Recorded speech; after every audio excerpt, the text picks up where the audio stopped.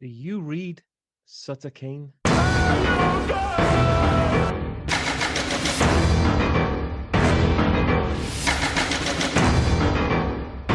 Welcome to the Hey Guys podcast. I'm Rob, that's Liam. And for the first film in our Hugtober season, we watched In the Mouth of Madness, John Carpenter's descent into madness, metafiction, and cosmic horror. This one's a triple threat. It's got the creeping dread of H.P. Lovecraft, the small town paranoia of Stephen King, and a synth-heavy score that only John Carpenter could deliver, along with Jim Lang. We're talking reality breakdowns, paperbacks to bite back, and Sam Neill losing his grip in a world where fiction might be contagious. Is Sutter Kane just a pulp horror author or the prophet of something older than time? And if reality's written by a madman, are we just characters in his book? So come on, grab your torches, avoid the church at the edge of town, and let's crack open the pages of madness. Because in Hugtober, the horror isn't just on screen, it's in your head. So Liam, that's a good intro, mate. That's a good intro. Love it. Thanks, buddy. So I want to put this. I'm very shocked that this Liam film was never watched by Liam. Unbelievable. I thought the most ridiculous oversight in my cinematic, in terms of cinematic oversights was Raging Bull, because I love Scorsese, I love Robert De Niro, and I love boxing, and I haven't seen Raging Bull. Absolute crime. I would say this is more egregious. Within moments watching this film, I was like, why haven't I fucking watched this film before? I love Carpenter movies. I love Stephen King. I've read quite a bit of Lovecraft. I love that kind of cosmic horror which they're going for in this film. I love that kind of slow build of dread, although given John Carpenter's insistent on just putting his foot on the floor at every conceivable moment on screen, it does rush towards the end. But for the most part, this is such a Liam film, and I absolutely adored it. I fucking love this film. I'm so glad that you brought it up, because if you hadn't picked this for the podcast, I may have just kind of gone another 10 years and not watched this fucking movie. I even watched Prince of Darkness for the first time 3 years ago, and I was just like, that's fine. Complete the trilogy, dude. What the fuck? I was shocked that you hadn't completed the trilogy. I mean, standalone, The Thing is one of the best horror films, one of the best films, in my opinion, of all time. Yes. I absolutely adore The Thing. Mm-hmm. Prince of Darkness, yes, it's a good film. It's interesting. It's fun to say Alice Cooper is a creeper or a zombie or whatever he is meant to be, and we got it wrong last week. It was Wing. I always think you're trying to say Egg Chen from Egg Big Chen, Little sorry, China. Yeah. And In the Mouth of Madness is fun film. Fun in the wrong terms. It is dark, but it has its issues. Yeah, it does have its issues. Yeah. But all in all, I do think it's a great film. I think Sam Neill portrays that descent into madness so well. I mean, you get the opening. The opening could be any weird Wes Anderson film. You've got John Glover in this massive sanatorium, and it just looks ridiculous. And he, freaking Sam Neill. It's a wonderful build, isn't it? And the way they've shot it, they know they've got this one great shot where you're looking down the hallway, and that's where the Wes Anderson thing comes in, because you're accidental Wes Anderson. You can almost imagine skipping through one of those books, and then suddenly you get that image, and they're just we're just going to shoot it from here because this is where it looks at its best, and it absolutely does.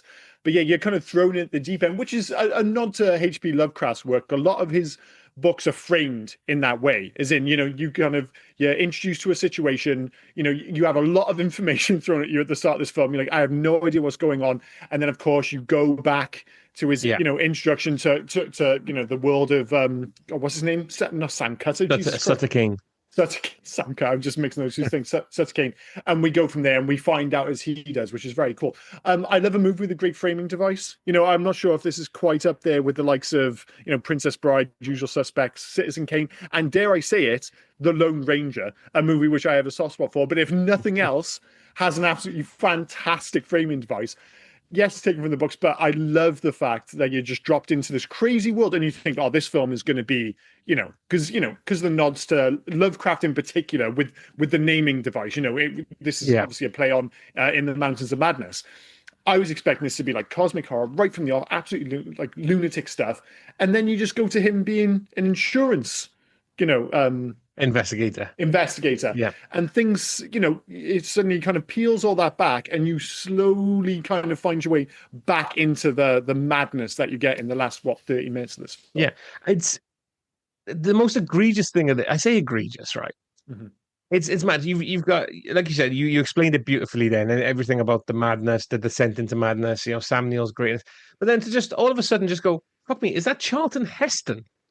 Like, what is Charlton Heston Well, doing? that's and you actually get a lot early doors in terms of like, oh, is this going to be one of those guy movies? Yeah, Because like you said, you get Charlton Heston. Just before that, you get the dude, what's his name, John Glover, who plays. I think the character's name's like Superstein or something like that. But Saperstein or Saperstein. something, Yeah, okay, yeah, yeah. yeah. But I always just know him as the executive from Scrooged, for instance. Oh And yeah, then yeah. 2 minutes later, you get David Warner as Dr. Verne. You know, and I know, like, despite the fact that he's been in Titanic, The Omen, Tron, I'll always know him as, you know, evil or whatever his character's name is specifically in Time Bandits. Yeah, yeah. But you're getting like a bit of a who's who early You doors, even but get Mr. nothing. Ryan. You even get Yeah, Mr. Ryan from Bill and Ted. yeah, great Robbie shout. Robinson. Yeah. But nothing quite prepares you for Charlton Heston dropping out of the sky. Like, it's a No, weird film, but one of the strangest things that happen in this film is Charlton Heston appears. I Like, know. what the fuck? It's almost as odd and out of place as his cameo in Wayne's World. It's like, oh, who can we get for this small part? Dude, Yeah. we can get Charlton Heston. There's no fucking way you can get Charlton Heston. Okay, we've got Charlton Heston. It's Awesome. it's around about the same years as well, isn't it? 93, Yeah, yeah, yeah. 94. So he probably just going for his time, going, you know what? I just want to appear in some films. I don't want to do my like biopics or my Mhm. massive films anymore. Just pop me in a film. I'll talk about some horror writer for 5 minutes. Absolutely fine. It's a great way to live. It's like you pop in, he does a day's work, he picks up a solid paycheck, you're Charlton Heston in another movie, and you can be in things as diverse as Wayne's World and In the Mouth of Madness. And you Yeah. can't get much more diverse cinematically than Wayne's World to In the Mouth of Madness in the space of whatever it'd be, 12, to 24 months. Oh, and Grandma from Happy Gilmore is the woman that owns the hotel. And of Oh, course, what's her name? Frances Frances Bay. Bay. Yeah, Yeah, Mrs. she's from Pickett. Oh, Happy Gilmore, Pickman. Karate Kid. I Yeah. think she's in a film I've never seen, and I think she was just trying to cover all the classical horror writers in terms of like they moved to cinema. 'Cause she did the Pit and the Pendulum, which was by Oh, Edgar Allan Poe, yeah, and then yeah. obviously Lovecraft. I know this isn't a direct take on Lovecraft, but it's very much inspired on Lovecraft. And of But have course, you? we've got to mention. Oh, Sorry, sorry, go go for on. it. We've got to mention Wilhelm von Homburg as well. Yeah, Vigo. everyone just shouts Vigo. Yeah, Vigo. Played Simon, who I think this is the film where he does the most talking. I've never heard him do this much talking in any film No. ever. And in fairness, he probably has like, I don't know, 8 lines, but that is 8 more than in most movies. Yeah. He just adds to the sense of strangeness in this movie because he's such an odd character and he delivers his lines in such a bizarre way. It's memorable. And it works in this film because everything about it is inherently strange. Like the moment when he shoots himself and it's like, oh, I can't stop myself. I'm being written this way. That isn't verbatim, but that line is very effective. And that really is, I think, him killing himself, like when the film totally goes off the deep end. And as I said, I think it rushes towards the finale a little bit too quickly if I were Yeah. to pick Yeah. holes in it. I mean, don't get me wrong, one of the best things about John Carpenter as a director, specifically a director of horror, is that his work is very economical. You get a lot of modern horror films, they would drag a lot of these things out. This film is 95 minutes long and it gets a lot of shit done. I just wish this movie is, for me at least, in the sweet spot. Don't get me wrong, it needs the big finale where you get the Lovecraftian, cosmic, eldritch horrors running through the gates and stuff. But when he goes to is it the Pickford Hotel, I think it's called? The Mrs. Pickman Pickman. Hotel, the Pickman, Hotel with obviously Frances Bay, we mentioned just a moment ago.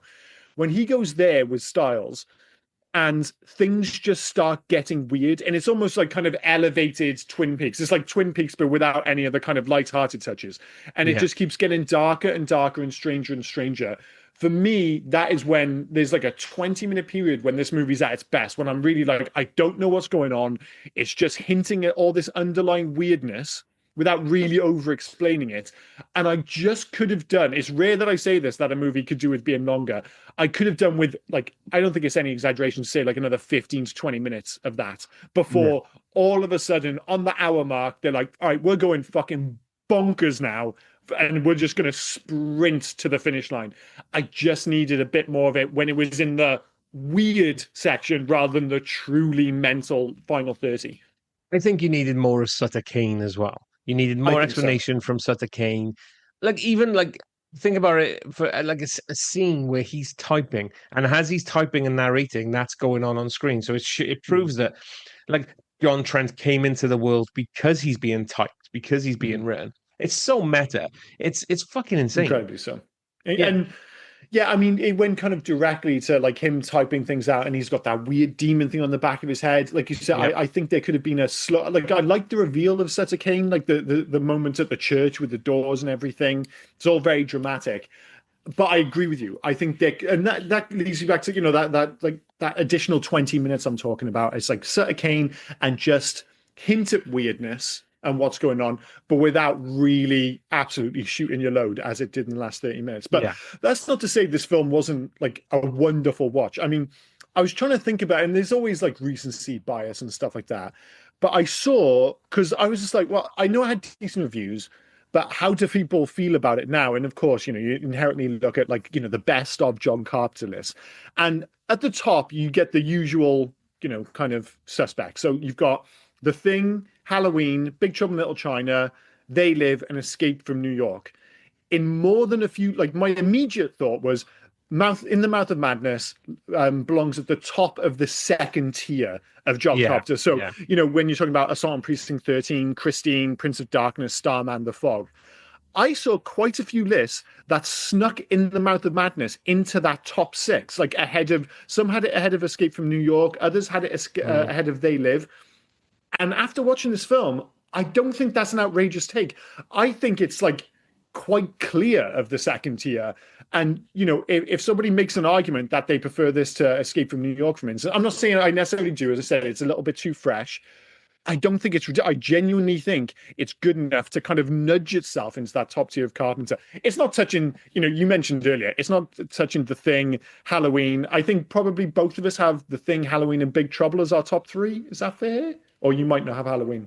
I probably don't have Halloween. I haven't watched Halloween as much as others. I've only ever seen Fair it enough. once. Yeah, yeah. And it's a good film, enjoyable, Yeah. but it like I don't do. I'm not huge on the whole slasher genre. Fair enough. Yeah. So, but no, I get it, and I would put a Halloween. If I was thinking of Carpenter, I would probably, like you said, you mentioned the two. Then it's definitely The Thing. It's definitely Big Trouble in Little China. Yep. And I would either, for me personally, it'd either be Escape from New York or Total Left Turn and go in Assault on Precinct 13. I see. That's the other one of that middle section, which I was like, I would arguably be kind of talking about, again, if you said I prefer Assault on Precinct 13 over Escape from New York, I don't think that's a massively hot take because Assault is an absolutely fantastic movie. If you've not seen it, actually, I would suggest go back and watch that. And then actually go watch the surprisingly decent remake. The Ethan Hawke one. Yeah, it's not bad at all. Really good. Like, and it's a perfect example of one of those, like, is it better than the original? No. But the two can like totally exist because, if you don't want to watch, let's be honest, Assault on Precinct is like, for some people, it's a barrier because it's a 70s film, it's low budget, and it just as soon as they turn on, then like that's going to be tough. Whereas like Assault on Precinct 13, the remake looks like a modern film in many respects. Yeah. It loses something in translation, but it doesn't lose a huge amount. I thought it was one of the better kind of, remakes of that time, that's for sure. But it kind of went under the radar a bit. Maybe because there weren't enough people who knew what Assault on Precinct 13 was in the first place. But to bring it back to this film, of course, I am going to be swayed by the fact that it's just ticking all the Liam boxes. I mean, we're both massive Stephen King fans. And I was trying to describe this in my head. And I was like, well, this feels like a movie about Stephen King writing about a fictional version of himself, writing about cosmic Lovecraftian eldritch horror. And I was like, yeah, that sounds like everything I fucking love.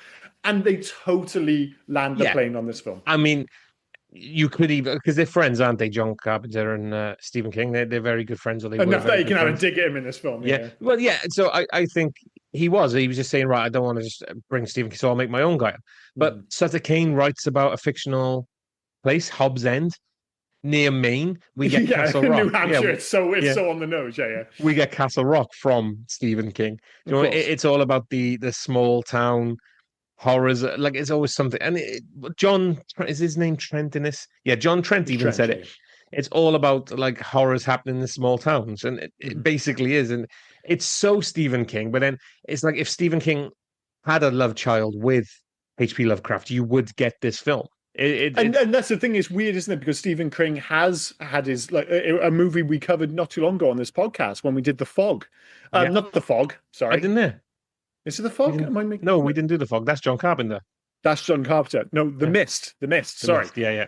That was, and there are other examples, but when I think of Stephen King doing Lovecraft, that is the kind of classic example of the the gate opens, Lovecraftian the old monster. ones come out and things. Exactly. Yeah. So there's such a weird crossover. But you mentioned it earlier. The thing that makes this, beyond obviously the directorial style, it's John Carpenter doing the score. Like it's such a John Carpenter score, and it's absolutely fantastic. As soon as that score started, because obviously I've seen this film before, not in the double figures or anything, but I have seen it before. I do know that it's a good film and it was worth a revisit, especially when I found out you haven't watched it, which I still think is a massive oversight. Is insane. But when that score come on, I completely, because the beginning credits are fantastic with that score, and then the end credits again as he's watching himself in the film Alice Spaceballs. Fantastic ending. My God. Was it just me, and am I being stupid here? But did that start? And I went, fuck me, why are they playing Enter Sandman? The start of the film, supposedly he wanted to actually have Enter Sandman, but couldn't get the rights. So he basically just went, fuck it, I'm doing Enter the Sandman. It's so close. It's in the same way that this feels like a Stephen King book without actually being a Stephen King book, in the same way that Enter Sandman isn't actually played at the start, but you think it's playing. You think it's playing, dude. It's Team who had the Sandman in there. Totally, that's a great way of putting it. Yeah. Looking at my office, where because I'm a Lego fan, as you know, it's Lepin, which is I don't know if you know Lepin. Lepin is basically it's the same logo, it's the same font, it's everything. I think it's a Chinese brand. It's a wonderful ripoff. Yeah, it is, and that's where I think this is. And I think the score is great. I mean. Carpenter always loved scoring his things anyway. He always and just be clear, that opening song isn't indicative of the rest of the score. Like it opens up and you're just like, well, this is Enter Sandman. He wanted, like I said, Enter Sandman, and then he was just going to do his own score. And basically that's what you get. You get 90% Enter Sandman, and then it just becomes a more traditional John Carpenter score after that. I didn't do much investigation upon Jim Lang, so I don't know if Jim Lang has done a lot with Carpenter on his soundtracks, because I'd like to give Jim Lang a bit of credit for this one as well, but maybe it was more Carpenter. I don't know. I'm not sure, and it's one of those weird things because I just assumed when I was watching it like it was written by Carpenter. For instance, he directed it and he did the score, but it was actually written by Michael DeLuca, and I want to bring him up specifically because he was the executive producer on this. He was briefly the president of New Line Cinema, this being a New Line Cinema movie. But he only wrote 4 movies. So he did this, he did Lawnmower Man, he did Freddy's Dead, The Final Nightmare, not a great shout. No. And he did the week before, 2 weeks ago, he did Judge Dredd. So we keep running into Michael DeLuca at the moment. So maybe we've got Lawnmower Man the post or Freddy's Dead. I mean, there are quite a few Freddy films I would do before Freddy's Dead. I do think at some point, and we haven't got it down for this Halloween season, I will admit, but Nightmare on Elm Street 2, Freddy's Revenge, is just like the weirdly most homoerotic horror movie of all time, and it's totally worth talking about, but perhaps we'll do that next year. I'll have to say that the Lawnmower Man he wrote was not the Lawnmower Man we're thinking of, by the way. Is it not? No, it's a short based on Stephen King, I believe. A man hires a one-man lawn care service who turns out to be a dangerous religious psycho. So it's actually based on the book rather than the film, which has nothing to do with the short story whatsoever. It's a 12-minute short released in 1987. I just had to get that out there. No, because I just saw Lawnmower Man and I didn't even know there was a short based on it. But it's speaking of the film and speaking of shorts, actually, one thing this movie reminded me of, and maybe it's because of the kitchen sink approach and the Lovecraftian horror, which I almost kind of associate to a certain extent with comic books, is that it did at times remind me of kind of like a high budget, top quality, like Twilight Zone or Creepshow or Tales from the Crypt episode. Yeah. And the movie actually reminded me of the most, even though it doesn't have the comedy of that film, is another movie you brought to my attention, which I absolutely adore, which within moments of turn on, I was just like, why have I never seen this film? This is such a film, is Demon Knight. Demon Knight, yeah. And obviously it's not, but it feels like it could have fallen, like with Demon Knight, it was Tales of the Crypt Demon Knight, wasn't it? Yes, it was, yeah. Because I get those two mixed up, that they were going to make a whole bunch of movies. You feel like if they kept making movies, this is kind of one of the films they could have run into. Maybe they would have had a bit more of a sense of humor about it, but it almost feels like it could have been plucked from the same tree, you know? So I like how simpatico we're getting, sort of, because yeah, I agree with you.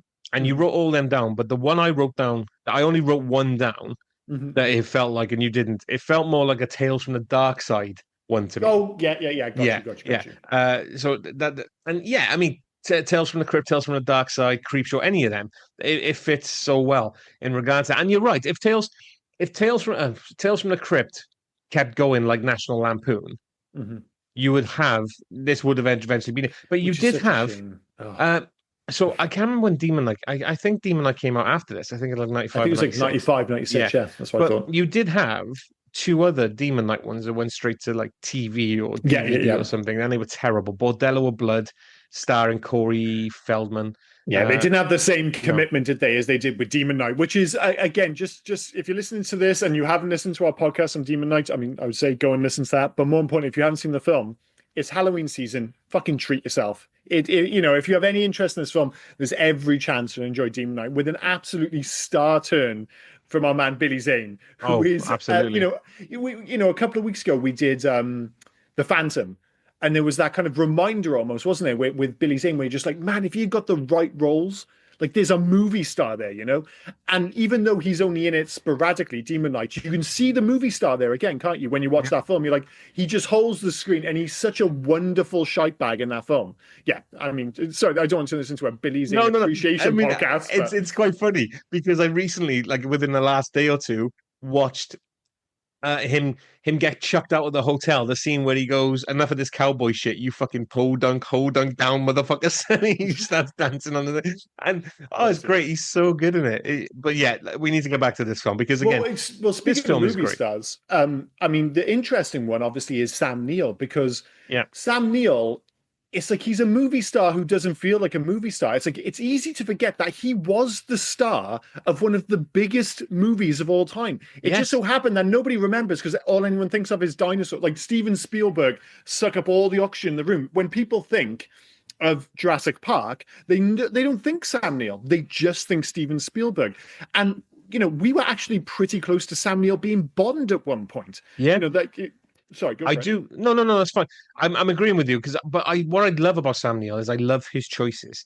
Mhm. Sam Neill is not just trying to put himself into one particular thing No. and move on. I mean, like you said, absolutely. He did Jurassic Park the year before this. He did Yeah, Jurassic Park in '93, and then he went, you know what I want to do? I it want was to do so some, hot. Yeah, this is when he yeah, could have really had his pick. And he's like, I'm going to do exactly. this. And he's like, no, I want to do some weird film about jumping in like in the mouth of madness, and it's just his choices have been fantastic. Mhm. I will bring up a film because we just keep going on a bloody tangent. Tangent. I Memoirs of an Invisible Man. He's great in that as well as David Yeah, Jenkins. With yeah. I'm not a huge fan of Chevy Chase, but I think Chevy Chase is good in that film with Daryl Hannah. Did John He Carpenter direct that? Yes, that was a John Yeah, I Carpenter thought he one as did. well. Yeah, Yeah, strange. yeah. Yeah. That was '92. But obviously, I think you've seen this one. It's a Taika Waititi film.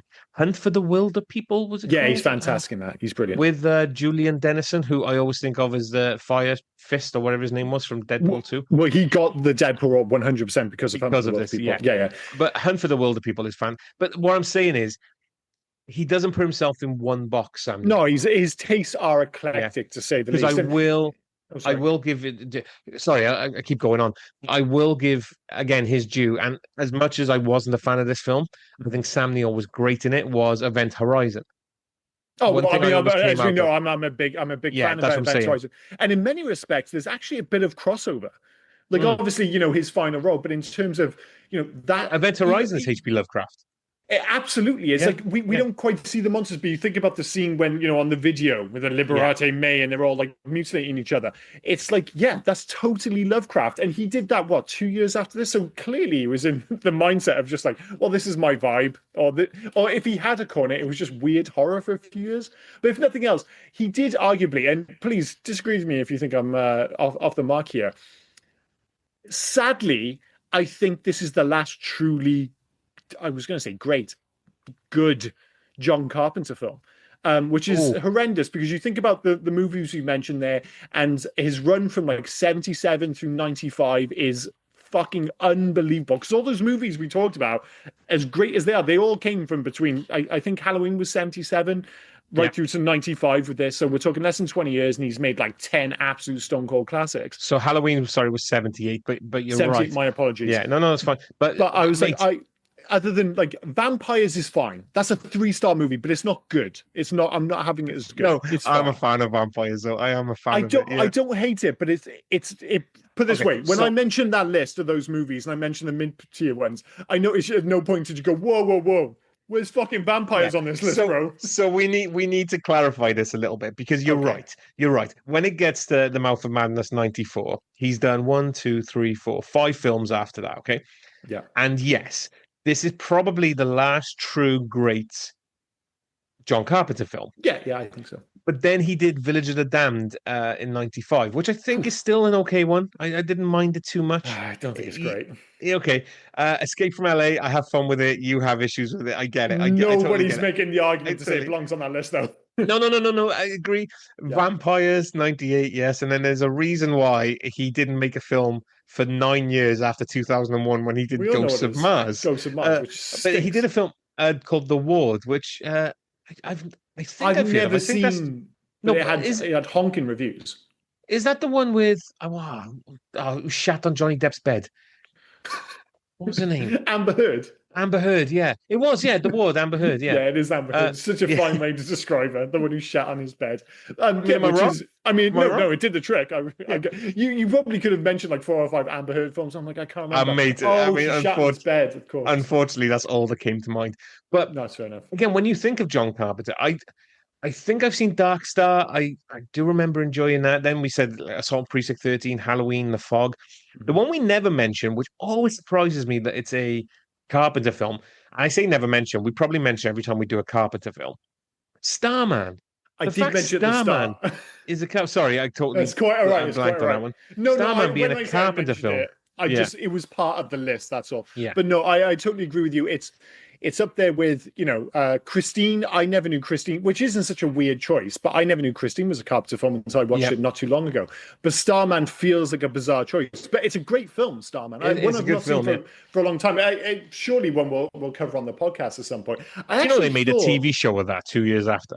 Did they really? There was a TV show, Starman, yeah. I actually thought there was a nod to Christine in this. The bookstore nerd early in the film even had like the kind of tape on his glasses. Like Archie, yeah. Yeah, I was convinced. I was like, that has to be a fucking nod to Christine directly. Which makes sense considering he did the film. No, it's Arnie. Arnie, yeah. That was it. But like when this film starts going weird, and it really starts going weird, like one of the first things I actually loved about this film, and I think, I wouldn't have it now because I haven't like fallen in love head over heels with this film overnight. But if I grew up with it and I really got attached, I think one of the coolest things you could have from this film is if you had a poster of one of Sutter Kane's books from this movie, because the artwork is absolutely fantastic, and having one of those framed would be such like a deep cut, because people are like, oh wait, what film or book is that? Oh, actually it's a fake book in a film, blah blah blah. And I was just, it's a bit of a hipster choice, but the artwork is absolutely fantastic.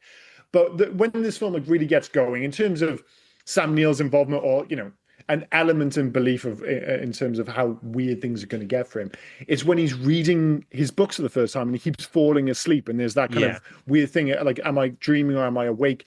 And I actually know how effective that can be. And bizarrely, it was actually a Stephen King novel. I have a very distinct memory of, I was sitting with all my friends. We're in Greece, and we were on like a lad's holiday, but this was back in like 2002 when we were in uni. So it's before we all had like, mobile phones. So if you're sitting around the beach, basically, or around the pool, you actually had to read a book. I was reading The Shining, but because we were boozing so much, I actually fell asleep kind of mid-sentence, and my dreams just kind of carried on the story.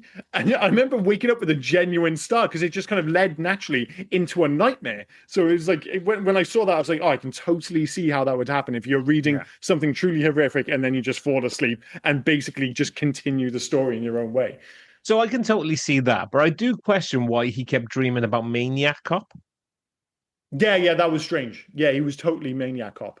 Yeah, with the face and everything. The face and everything. It was Maniac Cop. The only difference was he was wearing a blue uniform instead of a black one, but it was Maniac Cop. It was insane. That's another film I've bizarrely never seen, and I keep meaning to watch it because it's on Amazon Prime all the fucking time, and I've just never watched Maniac Cop. Which is Bruce Campbell in that? Bruce Campbell is in that one. Yeah, he's he's like the hero of the film, which again is insane to say Bruce Campbell is the hero of the film if it's not an Evil Dead thing. Yeah, Well, totally. I love Bruce Campbell, so I'm not giving him shit. But the Maniac Cop himself was, I think his name was Robert Zavi, right? But we Oh, the know guy him with the as from Tango and Cash. of course, Tango and Yeah, Cash. yeah, yeah. Yeah. The You chin, broke as it that were. jaw.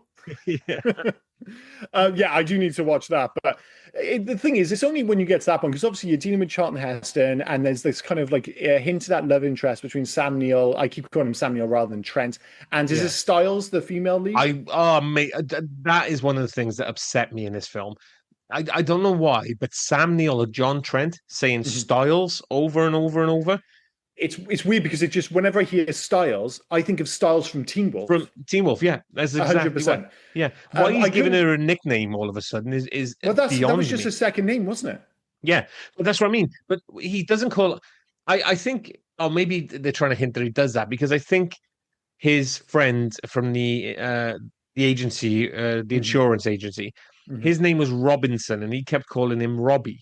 But I Oh, think okay, that's fair his enough. second name, so I'm Yeah, yeah. guessing they're just Maybe he's just hinting that. being a bit over familiar, or maybe it's his Yeah, weird sense of humor because you suddenly they get forced in a situation where they're both trying to find Hobbs's end, and you have that moment in the car you where made that she's. sound dirty. I'm sorry.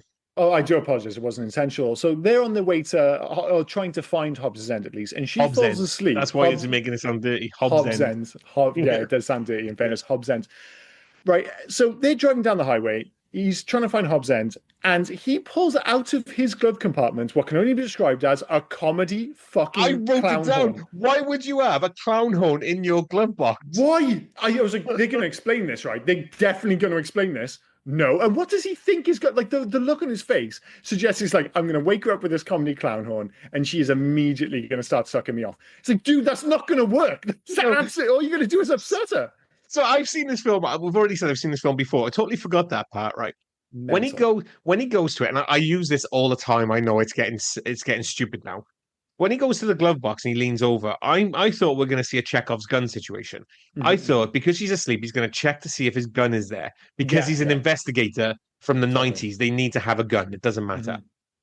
And then he pulls out a clown horn. I'm like, what the fuck? Yeah, and then like reacts like it's absolutely normal, and the film Yeah. just keeps rolling with it. It's quite bizarre. Don't get me wrong; this does lead into my favorite section of the film because up until this point, I was wondering like, oh, how violent is this going to get? And then suddenly you have a dream sequence where you see a woman eating a human finger. I was like, okay, this could get pretty wild. But the stuff on Hobbs End when they're trying to find it and they get stuck on the motorway, and she's got this whole thing where she's between being asleep and awake, and you get the creepy stuff with the kid on the bike, and then suddenly he comes back and he's old and he's like, oh, he won't let me leave. I love all that stuff because it's just That was weird as great. shit. And all the practical effects and the monsters chasing Trent at the end all look great. Mhm. Why they put a rubber mask on that kid?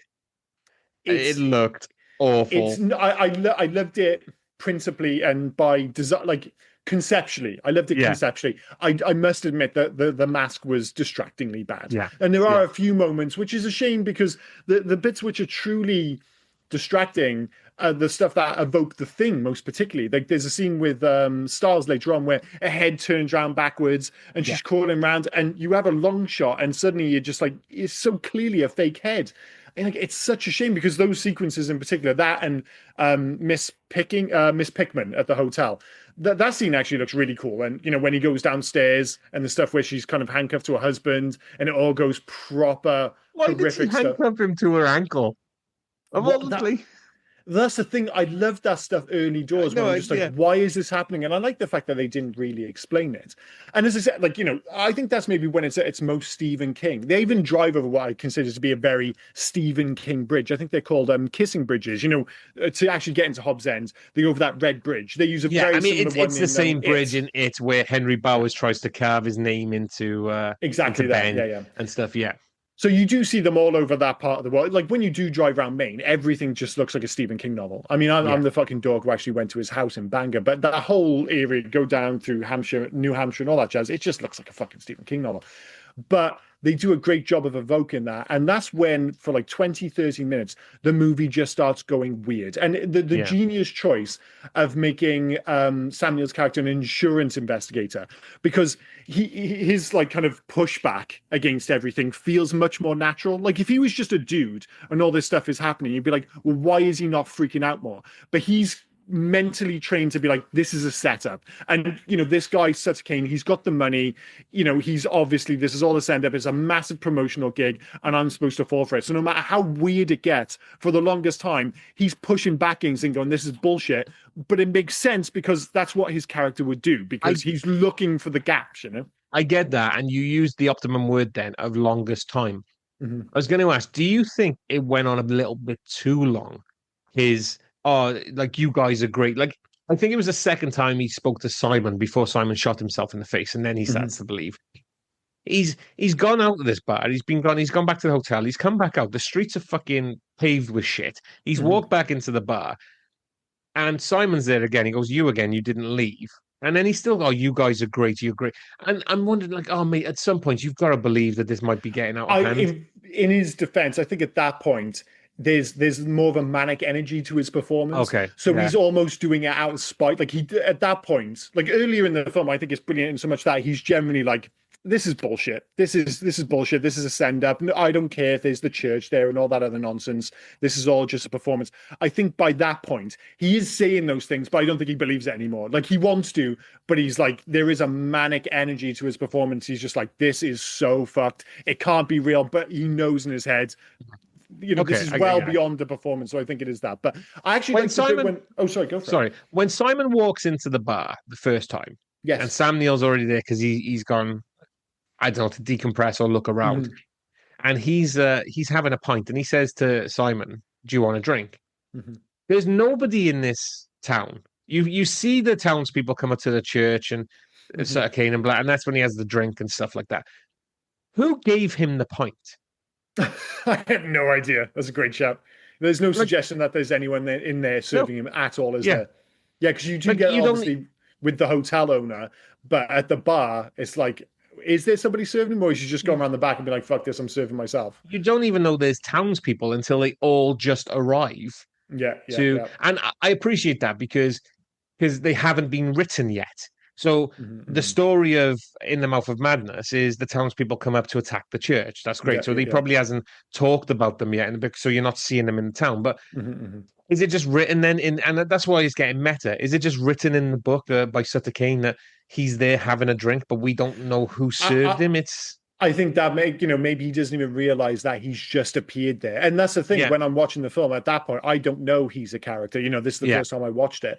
And I think that might well be the case. But, it's even like the lower key stuff. Like you said, when they show up and you get the weird stuff with the picture, it's an old trick, but I still think that's always very effective. Every time you look at the picture, it's a little bit more fucked up. And then suddenly he goes out and there's just a giant Byzantine church where there shouldn't be any kind of church of that ilk. And I think it looks aesthetically fantastic. And that is one of the things this film, it only cost $8 million to make. And I think they really stretched that 8 million. And I know from experience how strange it is seeing a giant church where you shouldn't see one. Now, I may have told the story before, and apologies if I have, but there's a small town in northern Japan called Takio. It's actually central Japan, but it's on the northern part of central island of Japan, called Takayama. And it's famous for like ryokans and it's all very old fashioned. And you go down the main shopping streets, it's all very traditional Japanese. And you get this map, and it's not like a huge place.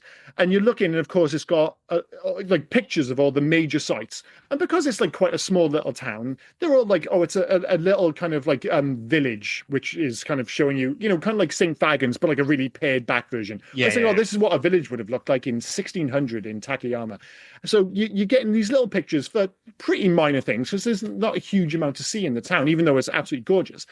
But there's a bit where the kind of, because you're in like, almost on the edge of a forest, and you look out over where the kind of hill like drops away a bit, and suddenly there's this giant golden church, and it's fucking massive. And I'm looking at my map, and I'm like, well, I'm definitely looking the right way.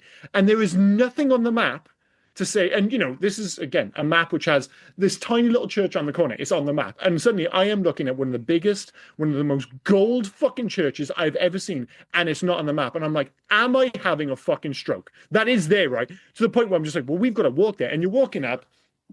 And initially, it looks Japanese, but then you notice the pillars are in the style of sphinxes, for instance. Not sphinxes, they're Egyptian, but the Pyramids? no, the thinner ones. Yeah, it doesn't matter. It's just someone's screaming listen to the podcast. You're a fucking moron. But anyway, all of a sudden, you're noticing all these influences from different cultures. And we went in, and the place is ginormous. You walk up these huge, elaborate kind of, marble steps, and there is the biggest fish tank I've ever seen in my life, and the place is empty. There's no one in there. And we just walk in. I'm like, this is weird, right? This is bizarre. And there's this one tiny little strange Japanese woman. She goes, oh, arigato gozaimasu and all that. And she hands us this leaflet, and we're walking in through the middle, and Beth goes, this is so bizarre. And I read the first line of the leaflet. I'm like, it's a cult. It's a fucking cult. And that's why it's not included. So it's actually the God, I had it written down somewhere, the Sukiyako something or another, Sukyo Mahikaris.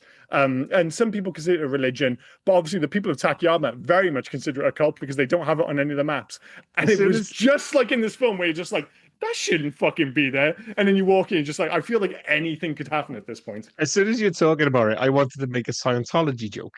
And we said it's not on the map, so I wanted to make a sign. And I thought, no, I'll let him go on, and we'll see where this is leading. But if this isn't a spaceship ready to go to the motherland, then I don't know where it is. The way of explaining it, and it's not just like, oh, it's one of their churches. It is the church. Like you'd have the headquarters of Scientology is in Utah, I think, isn't it? So it was the equivalent of that, but for some reason it's in this small town in Takayama in Japan, and it is an unfucking believable building. And they're very rich, and they get a lot of funding, and they've obviously put it all into this building. But when you walk in and there's just no one there, and you're seeing all of this, and like I said, you read that first line, like, oh dear, we have to leave. And on the way out, the woman, she was so nice, but she comes up, oh, would you like a biscuit? I'm like, go fuck yourself. I'm not one of your crazy ass biscuits. Straight out the fucking door. But yeah, I love all this stuff. Going back to this church, I think they did really well to make this church stand out. Like it looked newer than the rest of the town. The spotlights as they're walking up to it, even the weird driveway that you're walking up to it, and the pristine lawn and everything. It looks so out of place compared to what I imagine a church or a town like Castle Rock would be. So there's an element of the uncanny valley to everything at that point, isn't there? And then the door opens and Sutter Kane's there, and the townspeople all of a sudden just appear out of nowhere. But the townspeople, for the large part, are faceless. You really don't see any of them except for Viggo. Wilhelm. And just just to get this guy to do it is insane. We talked about him not having much in regards to acting credits. He was Viggo, he was Diggs in Diggstown. To bring this back to Diggstown is insane as well. But then he's in this film, and he's got a pretty prominent part, and he does really well. I mean, he will not let his shotgun go. But aside from that, I think but it's like you say, there's rarely a stranger choice for a character actor than Wilhelm von Homburg, because he's so distinct. His look is so distinctive, his voice is so distinctive, and it's such a bizarre choice in many respects. It kind of oddly suits the film because obviously things go very strange. But this is supposed to represent small town America. It's actually filmed in Unionville in Ontario, just on the outskirts of Toronto, but it looks every inch the kind of Maine, small town Maine kind of location. But you'd think you would have like an all-American dude, as if you're gonna have like the one speaking part on, basically representing the 6 or 7 guys who run up on the church who all get like taken out by the dogs. You think, you're just gonna have a dude who's gonna sound like somebody from Maine. And make no mistake, people from Maine have a very distinctive accent, but they're like, no, we're gonna go with fucking Viggo the Carpathian. It's like, it's such a bizarre choice. Again, it kind of works, but it's strange. And in the same way, he should actually be Sutter Kane, shouldn't he? He should just be the guy just stood in the door of the church. gonna say, like, and again, to bring it back to Judge Dredd, this is another Jurgen Prochnow movie. He's much Yep. better in this than he is in Judge Dredd, make no mistake. Is Jurgen Prochnow a strange choice for Sutter Kane in this film? I just thought he was going to be basically, what am I thinking? I'm thinking it's going to be like fucking Alan Wake, of course. Just sorry to step on the video game section, but so much of this feels like Alan Wake. I've been trying to avoid mentioning it until we got there. Yeah, I'm Dude. sorry. I do apologize. But he's even himself, I'm like, with his relatively strong accent, he seems like a strange choice for Sutter Kane. Although I would argue that I think you mentioned earlier, we could have done with more Sutter Kane in this movie. But I think Jurgen Prochnow does a pretty good job for the most part. He does a job. I mean, original. He does a job. He does a job. Original Sutter Kane choice, Rutger Hauer.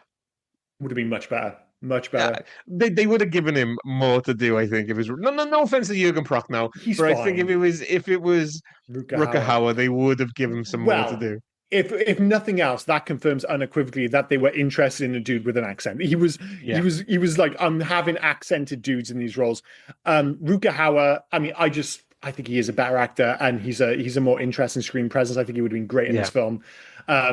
Jurgen Prochnow is fine. He's perfectly decent. Rutger Hauer has always looked more evil, though. Even when he's the good guy, he's just that stare. I think the difference is he has, like, with Jurgen Prochnow, I always buy him I always just assume he's going to be a bad guy, but I always think of him as more like the cackling bad guy, like the kind of broader evil, genius, whatever you want to call him. Whereas Rutger Hauer, you would buy him more as being like, it's all behind the eyes, and that, you can be nice, but like he's potentially got a turn in him. I just think he's got more depth as an actor.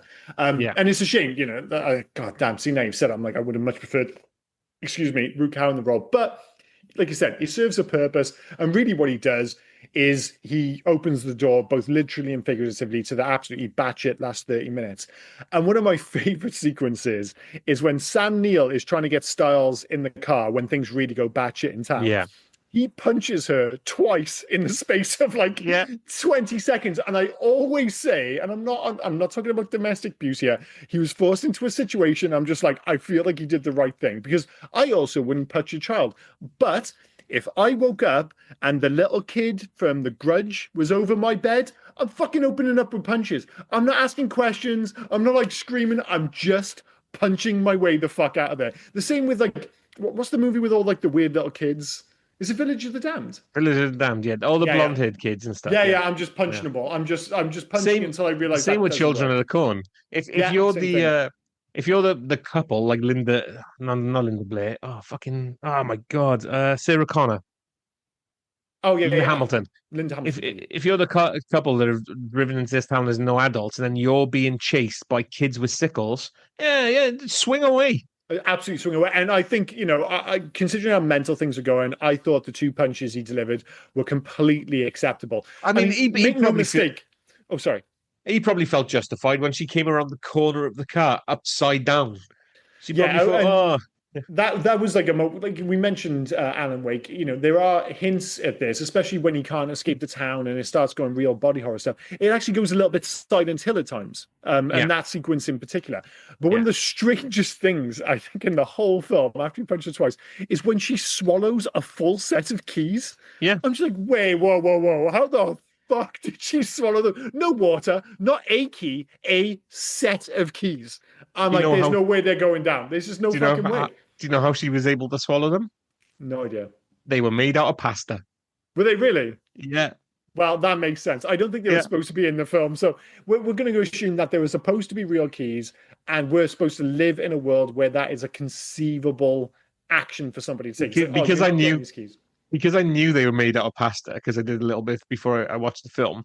Mm-hmm. When she ate I looked at them, and clearly just before she drops them in, they are some odd-shaped keys.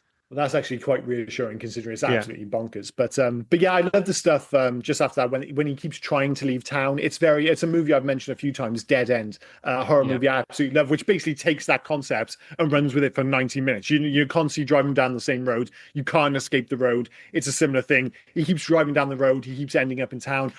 I actually think it was slightly ruined by somewhat overbearing special effects in that instance, when the road kind of goes red and gold and he ends up back in town. It's like the stuff leading up to it, like when he's driving out of town and you see the moonlight in the background, that all looks great.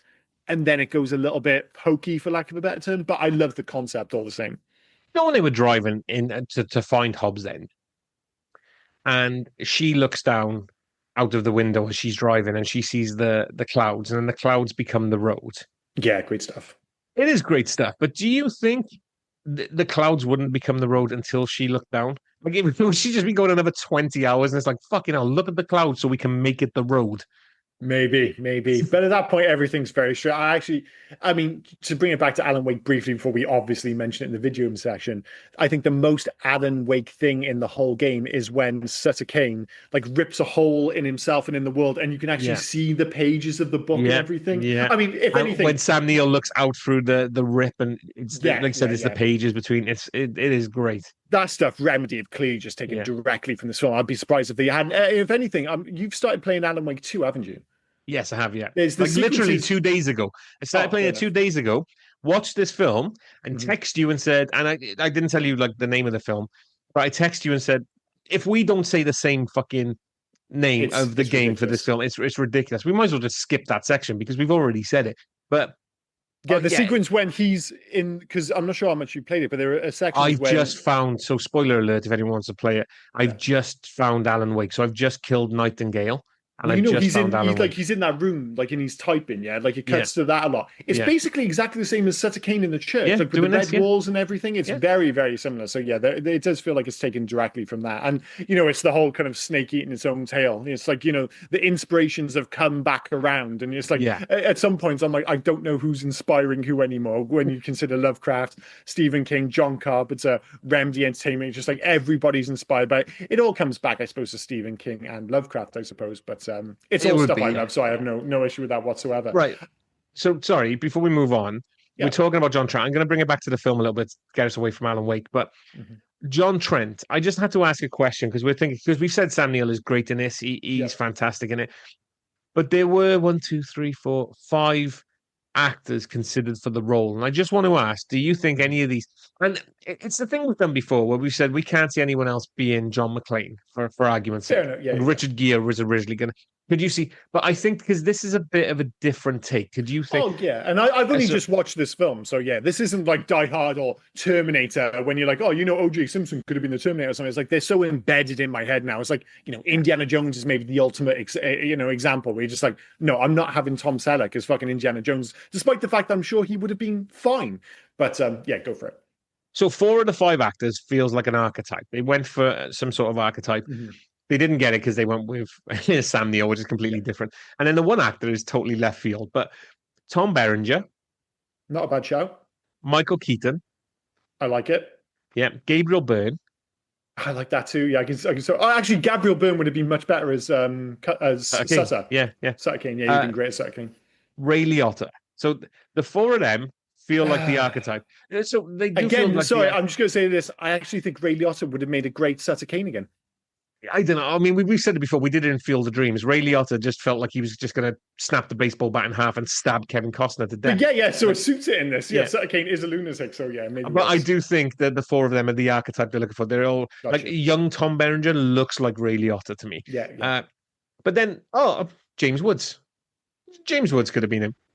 I think James Woods would have been great in this. James Woods would have been good, but when you look at the archetype they were looking for, and then they went, I don't know, let's make John Trent look a bit more insane. Let's get James. You would have looked insane with any of them. Michael Keaton being insane. If you're gonna recast the film and you've got those 5 actors, but you need to recast both Trent and Sutter Kane, who are you picking for those 2 roles?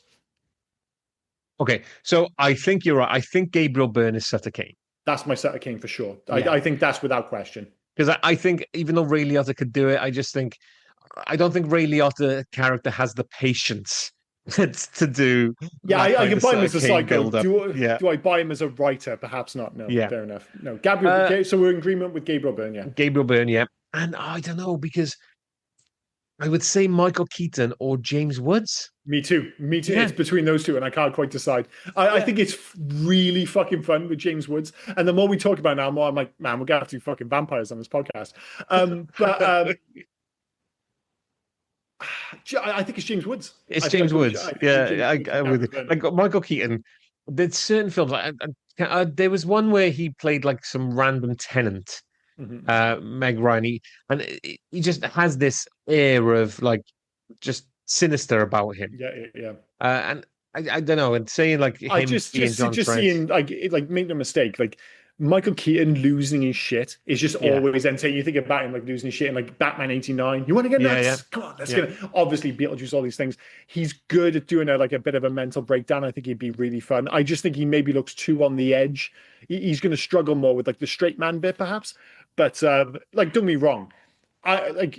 I'm actually happy to stick with Sam Neill. It's not like I hear any of those. I'm like, oh, I'd much prefer it. The Sutter Kane part of it, though, would I prefer to see this film with Sutter Kane played by Rutger Hauer or Gabriel Byrne? 100%. I Yeah. think, like you said, add those 20 minutes of just weirdness I was talking about, get one of those two elite actors in to play that role, and I think you've got a film inching towards 5 stars. Yeah, obviously, spoiler alert, I haven't quite given this film 5 stars, but I No, can no. see where it's going. I Yeah. am quite a big fan. And that goes right through to the finale. I love the kind of almost reverse 28 days later when it goes back to him at the insane asylum, whatever you'd like to Yeah. call it, with Dr. Verne. And he wanders out, and it's like there's no one around. And of course, you've got the radio play. That whole thing about Carpenter being a very economical director. It doesn't feel like it needs to explain it. It just has it playing on the radio in the background. It's like, yeah, we get it. Most people are dead. Everyone's gone insane. So he's just walking around a very 28 Days style later version of, I guess, New York and stuff. I like that. It didn't feel right though. He walked out of the insane asylum. Great. Like everybody's missing. Like you said, you've got the radio. Yeah. It looks great. Then he walks into the high street. So I don't know how long he's been walking. The sanitarium is not next door to the high street. No way. No, it's not. They're Just usually right down next long. to New York. Yeah. They're usually down long, windy roads. We've seen fucking that Zack. What's his name? Guy who did Superman. Zack Snyder. We've seen that Zack Snyder bloody sanatorium thing. Of course, yeah. Yeah. I can't remember the name of that film. Sucker Punch. Sucker Punch. But so he gets to the high street. There's people looting behind him. Like Yeah, I you've thought that made was it, odd. yeah, you've made it feel like the world has gone to shit and there's nobody around. But it looked like normal people who were just looting because the world's gone to shit. But you just one scene ago, you've made it look like the world is gone because there's nobody around. It's odd because I think it would have been so much more effective. I know what he's going for. It's like, oh, there's a few, and he does mention on the radio that there are a few people still around, but those who haven't gone insane or whatever should, hide indoors, and they're obviously just losers. I think it would just been so much more impactful if he's walking through the city and it's empty, and it's like they got the effect, and then they added people themselves. I'm just like, oh, dude, you ruined the shot. Luckily, we all forgive that within moments because you get the sequence when he goes into the cinema, and it is one of the great meta endings. I think of how many horror films try and over-explain things towards the end. You have this great horror film, this really high concept stuff, but they don't know how to land the plane. This fucking lands the plane perfectly. Yeah. Him watching, and it's not stuff that looks like him, you're just watching the movie that you've just been watching, and him just laughing himself insane is an absolutely as pitch perfect an ending as I think you're going to get for a movie like this. And a movie I already loved, I loved a little bit more at the end because I was like, how are you going to end this? Oh, that's how you fucking end this film. The walking with a bucket of popcorn as well is fantastic. Yeah, wonderful. Yeah. I do think what would have made it better is if you had more people, not more characters from this film. I don't want to see like Styles there or anything else, but there were just people watching the film in the cinema. So, like, because what it is the people that don't read. So the people that read are the ones going insane. There's not a lot of people read, and sorry, not a lot. I'm fucking being an idiot. Yeah, people that don't read the books or read Sutter Kane, but they would watch the films. So I just wanted to see, I guess, more people in that cinema watching it and going insane with him. I mean, I like what they've done. I do like, but I instead of having the people outside looting. You just had people sat in the cinema, but it's a small nitpick, to be fair. I didn't mind that. So I actually thought the scene before that was kind of strange when he has the axe, and obviously they're nodding to what happened to the publicist earlier in the movie. Yeah. Where he's kind of like, oh, they're all watching the movie now, so they're all going to go insane, and then he kills the one guy with an axe, and it was almost as if, like, did he kill him just because he was like, oh, well, he's one more person to go insane? It's just like, well, you're not going to get very far with that approach because loads of people are watching it. But I like the fact that at that point they're hitting towards this kind of like thematically rich underbelly. This, like, he talks about obsession with celebrity, love of fictional reality over actual reality, but it never overdoes it. Like, I love thematically interesting horror films, which this is, it really is just there under the surface. Because, as I said, this movie goes at 100 miles per hour. Hasn't got enough time to get into the details. But I would prefer that. And, horror and sci-fi has been used, as long as cinema has, to kind of tell interesting stories, or to kind of, stories about race historically. When you couldn't put it up on screen, you would do it through sci-fi because, the aliens are not Africans, for instance. I like the fact that this is going for a thematically rich underbelly, but I also like the fact that you can completely ignore it because, if you as soon as I get hit over the head with the messaging behind it, it immediately turns me off. I think of the most recent Candyman movie. I may have mentioned that before as an example. It's a perfectly decent remake of the 90s movie, but the ending is so clumsy. It's like, dude, we know what the movie's about. And then they're just like, oh, no, we're going to just smash you in the face with the narrative. And it was just so unnecessary and put me off the rest of the film. Whereas this, towards the end, you're like, I totally see what they're going for, but it in no way does it you don't have to pay attention to that. It's there if you want it to be, but if you're just along for the kind of fun ride of Sam Neill going slowly insane, a la God knows how many horror films of its ilk, Shutter Island, and there's a bunch of others. As any film with a descent into madness, I tend to enjoy if done well. But like I said, horror films which have that thematic underbelly but don't overdo it. This is another perfect example, I think. Yep. Do we have anything else to add before we move on to favorite scene? No, I don't have anything to add, so we can move. Actually, before we do favorite scene, I totally forgot Rob's take. So this is something innocuous that has ground Rob's gears. Now, I'm not sure if you have anything to add to this section, but the look on your face suggests you do have something this week. Oh, I have a doozy. I was originally going to bring up the Sutter Kane book that they chuck at the end, and it's because the barcode on it is just lazy. It's 0123456789.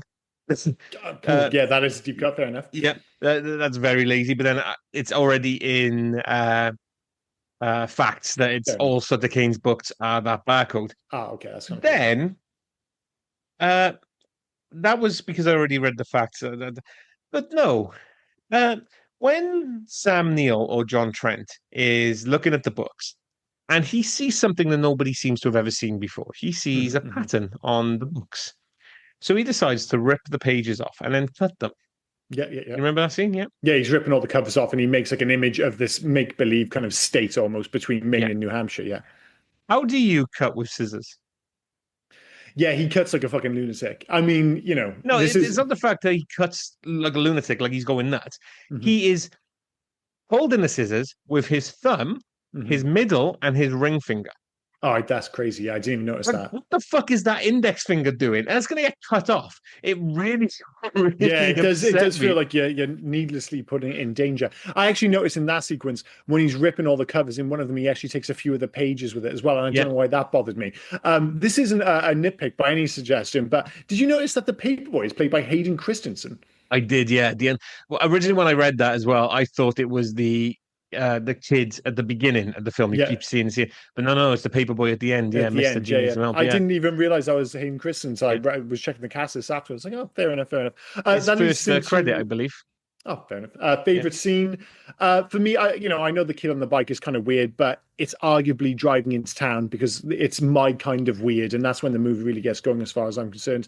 You could make a case for the literally the end of the film. The scene in the cinema is absolutely fantastic as well. But I'm going to stick with driving into town and arriving in Hobbs End, not Hobbs's End. I will make an argument for the movie theater because it was my favorite scene. Even though I said I'd like to have people in there, I think as I put the meta madness, you have Trent sitting alone watching himself. He's unraveling on screen. He's fourth wall breaking. It's insane. His performance is maniacal laughter. All of that, there's blood just walking around, and then you get Carpenter's synth-heavy soundtrack pulsing at the underbelly of it all. I think it's such a good scene. It is really. Oh no! I mean, it probably is that. As I said, for me, it's more like it takes a very specific box, like that kind of weird horror, that kind of hinting at dread, and it's before it really goes off the deep end when you don't even know what's so strange about it or what you're supposed to be scared of. But the final scene is so memorable, and I suspect for a lot of people who are fans of this movie, that will be like the kind of overriding or most, memorable aspect of the film. I can imagine a lot of posters, there will be him sitting at the cinema, with the Yeah. popcorn and everything. In terms of loves and hates, my three loves, number one, wonderful premise. As I mentioned, Stephen King, Lovecraft, all that jazz, combine them into a story, I think is absolutely genius. And Carpenter pulls it off with aplomb. Number two, the kind of uncanny Eldritch Lovecraftian horror is right up my alley, and that runs all the way through the movie. Number three, we mentioned, I won't go through the whole list again, but just a wonderful cast. Obviously, Sam Neill kind of steals the show, but the supporting cast, we didn't really mention Julie Carmen as Linda Stiles. I didn't know much of her stuff other than I think the only film of hers I've seen is Fright Night Part 2, perhaps. Yeah. But, when you've got David Warner, Wilhelm von Hamburg, Francis Bay, Hayden Christensen, bizarrely, and more specifically Charlton Heston, that's a pretty solid, and if nothing else, very eclectic, interesting cast. And number four, I do have to mention it again, it just totally sticks the landing. Doesn't it over-explain anything? Just wonderfully weird, utterly meta finale, which I absolutely adored. So those are my loves. So number one for me, the Lovecraftian atmosphere just done right. It kind of nails that tone of cosmic horror, the creeping dread that reality itself is just unstable. It doesn't really rely on jump scares or gore. It just builds the unease through the imagery, the distorted logic, the suggestion of the forces beyond comprehension. It's just really good. Sorry, yeah, just to your point, I actually thought it was, I know I mentioned earlier that I was like, oh, this film isn't going to have much blood, and then suddenly you see a woman eating a finger. It doesn't totally rely on gore. It's like there are a few moments, as you said, there are a couple of scenes which kind of very much kind of evoke the thing, but maybe it is the budget. They were just like, well, we've only got so much budget, so we can't go crazy with the visuals, but I think it's to the film's benefit. Sorry to butt in there. No, it's okay. And number two is the meta horror and the storytelling layers. So the film plays with the narrative in a way that's, I think, was ahead of its time. You get stories within stories. You get characters reading about themselves. The audience watching a character watch the film they're in. It's like it's a very smart riff on like Stephen King style horror fiction. The idea of best-selling author whose work starts to shape reality. And number three for me, then, John Carpenter's score and direction. The opening track, the guitar-heavy theme, co-composed with Jim Lang. It sets that tone of both rock and dread. His direction is lean. I think it's quite confident. The blending of the psychological horror with the pulpy thrills, the practical effects, the eerie lighting, the edits to keep the viewer off balance. I don't know. And as you said, rightly with you as well, it's all done without ever over-explaining the mystery.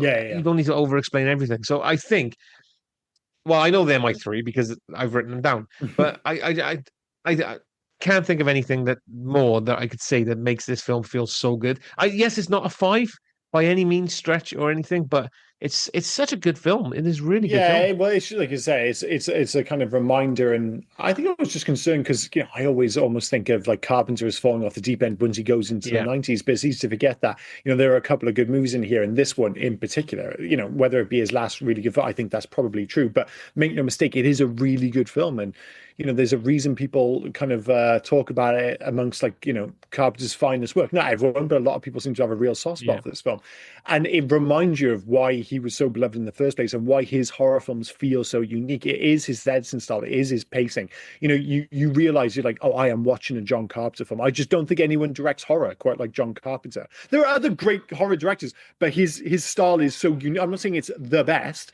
but it's unique. He's not quite he kind of tiptoes around it at a time where I don't think with Tim Burton film, for instance, a lot of them within like 20 seconds, you're like, well, I'm watching a Tim Burton film. I think with John Carpenter, sometimes it could take a little bit longer, but after 5-10 minutes, you're like, there's something about this. It's a Tim Burton film. It doesn't have such obvious visual identification. Obviously, you mentioned the score and stuff, but his directorial style is unique, within the genre, I think. In terms of hates, one, the pacing is a tad off. It goes off the deep end very quickly on the hour mark after a relatively slow drip of weirdness to that point. I do think that's the movie's greatest sin, if, greatest sin is probably overplaying it. But two, some of the body horror falls short of the thing's high watermark.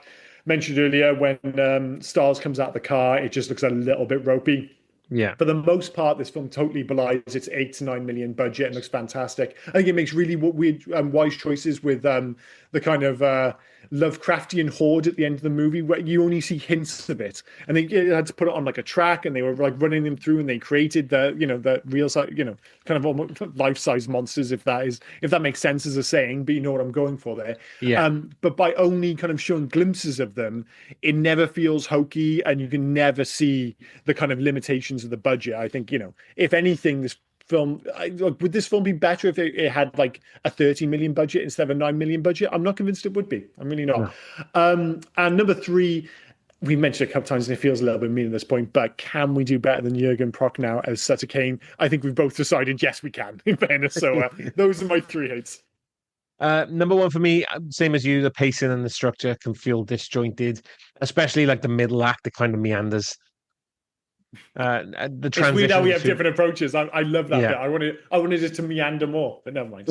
The transitions between reality and hallucination aren't always clear. I know it's thematically intentional, but it can leave the audience feeling a little bit lost. Mm-hmm. Number two, the supporting characters are underdeveloped. Styles is central to the plot, but often feels like she's a narrative device rather than a fully fleshed out character. You're spending a lot of that middle actor towards the end just chasing Styles to get to the next point. Yeah, she's Chekhov Styles. You see her and she's got to be used to move on. Again, Sutter Kane is just a fascinating concept, but his screen time is limited, which leads me into number three, more Sutter Kane. If we had a better Sutter Kane, more Sutter Kane. Yeah, and I think that is one of the reasons that this movie, because it was a bit of a flop, despite the 9 million budget. I think it only made like 8 million at the box office, and it's become a bit of a cult classic, but not in that same way that like loads of people. When I say cult classic, I mean really cult. Really cult. I mean, I only watched it for the first time just yesterday. But I wonder if the people in your Japanese church watch it.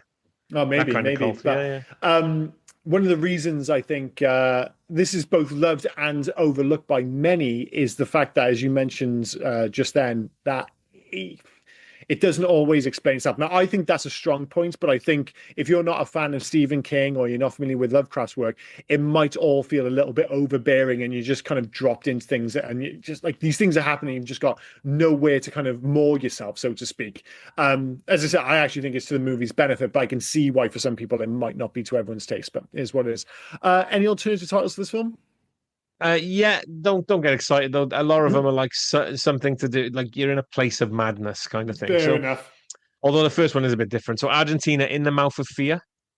Okay, fair enough. But you're missing the Lovecraft link then, aren't you? Yeah. Brazil, On the Verge of Madness. Yeah. Bulgaria, In the Abyss of Madness. Mm-hmm. Canada, At the Heart of Dementia, or The Lair of Madness. For some reason, they had two. I wonder as well if, how Lovecraft's work is translated in those countries. Is the title of the book the same there as it is here, or whatever? That would have an impact on the film's title. Blah blah blah. I'm not sure. Croatia, In the Jaws of Madness. Ecuador, In the Mouth of Terror.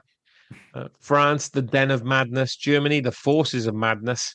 Mm-hmm. Hungary bypassed the mouth completely and went for The Throat of Madness. Oh, so even deeper. Fair enough. Yeah. Iceland, Through a Dangerous Door. Yeah, quite like that one. Yeah, that's pretty good. Italy, The Seed of Madness. Lithuania. He does go through a dangerous door. There's no two ways about it. That's exactly what happens.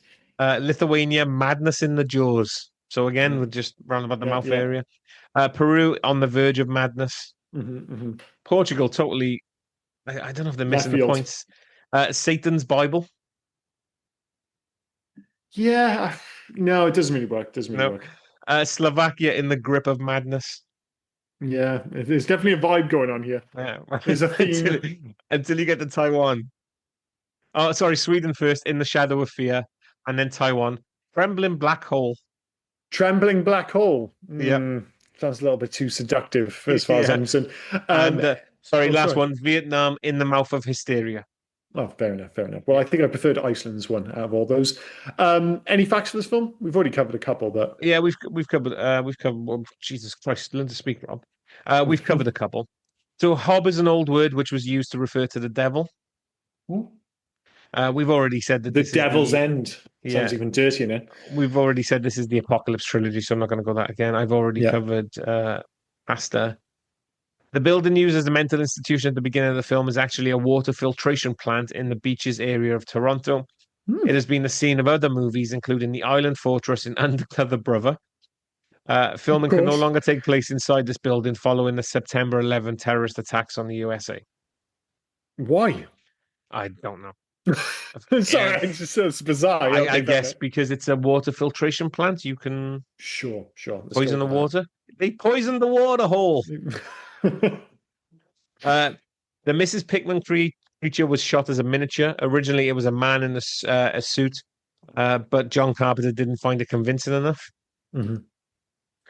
References to the old ones by Sutter Kane, along with certain representations of monsters printed on his books and latter brought to life, are allusions of the Cthulhu mythos, a series of stories by H.P. Lovecraft and continued by other writers into modern times. In this sense, one can consider In the Mouth of Madness John Carpenter's own contribution to the Cthulhu mythos.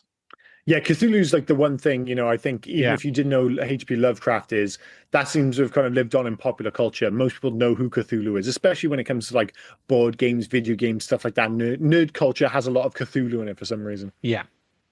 Contains many references to Lovecraft stories. For example, the name of the hotel and hotel owner Pickman is a reference to the short story Pickman's Model. The 6 Sutter Kane novels which Trent uses to track down the town of Hobbs End are the following: The Hobbs End Horror, The Feeding, The Whisperer in the Dark, Something in the Cellar, The Breathing Tunnel, and Haunter Out of Time. Also, these titles are direct references to H.P. Lovecraft's works, a direct inspiration for the movie. These are The Dunwich Horror, The Whisperer in Darkness, The Rats in the Walls, The Thing in the Doorstep, The Shadow Out of Time, The Haunter of the Dark. Also, the title of the movie refers to the Mountains of Madness, as you've already said. Yet another work from Lovecraft. What this has made me think, massive Stephen King fan, as we've already said, big John Carpenter fan. I've never read a H.P. Lovecraft novel. It's worth reading. Obviously, they're of their time, but instead of it feeling necessarily always old-fashioned, it feels like you're reading a book about the time, if that makes sense. So, and he's got quite a few short stories, so there is definitely a way into his work. It's not like with Stephen King, where you're just like, oh, read the Dark Tower saga in the first book. You're like, Jesus Christ, there's so many words. It's like Lovecraft is easier to get into, and you already know you're probably going to like the source material, so you'll be fine there. The Doberman scene resulted in some pretty serious bites to the stuntmen, causing some hospital visits. I thought they went very legit. There was a lot of fucking Dobermans, dude. That scene looked the business.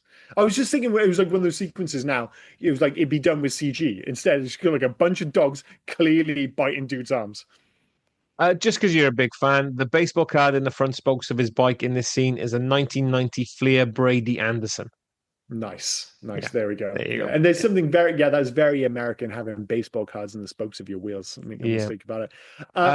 Sorry, go for it. Just a couple more. The effect of Judy Carmen spinning her head around was done by having a contortionist stunt double wear an upside down prosthetic mask of Carmen's face. Since the stunt double couldn't see, the filmmaker had to guide her on her way to go by sound. Well, that was the thing. That sequence looked great until they shouldn't have had the scene when she looks up and it was clearly a fake face. Yeah. Because when it was just a contortionist, and they added those awesome sound effects. The sound effects in particular, I think I mentioned earlier that it reminded me very explicitly of Silent Hill. And I was like, that looks great. And then you saw the face like, oh, no, it just took me out of it slightly, especially when you're watching this film in high definition.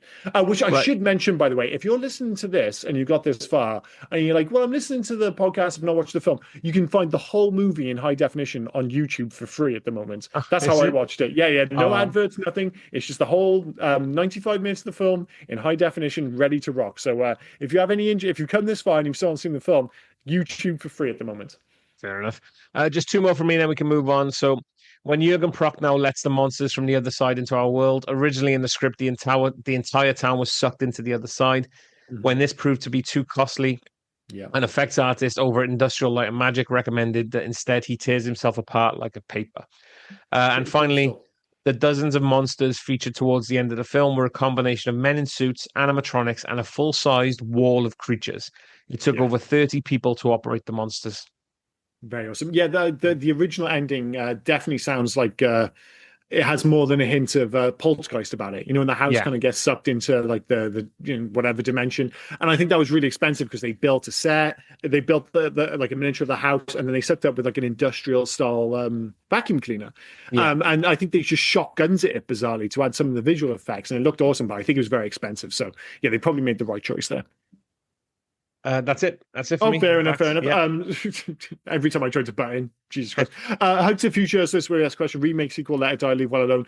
Easy for me, just Leave Well Alone. There's new 4K restoration, which is well worth, look, if you're interested in watch this film. As I said, it's high definition on YouTube, but there is a 4K Arrow edition at the moment, which looks pretty cool, great cover art and stuff. But yeah, Leave Well Alone, because the film still looks brilliant.